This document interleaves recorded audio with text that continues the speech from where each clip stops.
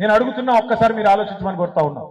ప్రభుత్వం వచ్చిన కొత్తలో డిసెంబర్ 2023లోనే ఆనాడు 1,06,00,000 అప్లికేషన్లు తీసుకున్నారు ప్రజాపాలన పేరు మీద. 1,06,00,000. అందులో ఏమేమి అడిగినారు?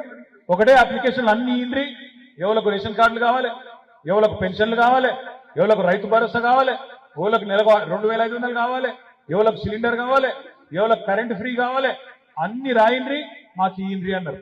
ఇది ఎప్పుడు? డిసెంబర్ 2023లో. ప్రజాపాలన అన్నారు, 1,06,00,000 దరఖాస్తులు తీసుకున్నారు. తీసుకొని మరి సంవత్సరం దాటిపోయింది.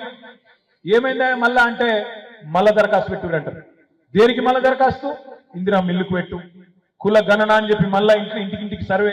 ఇలా ఎవడన్నా బతుకుతున్నా ఈ ప్రభుత్వంలో అంటే ఒక జిరాక్స్ షాపులకు మాత్రం గిరాకీ బాగున్నారు. ఏడబడతాడు జిరాక్స్ షాపులలో మాత్రం తీసిందే తీసుడు, ఇచ్చిందే ఇచ్చుడు. ఒక్క పని సంవత్సరం దాటిపోయింది, 14 నెలలు పడ్డది. ఒక్క పని అయిందా?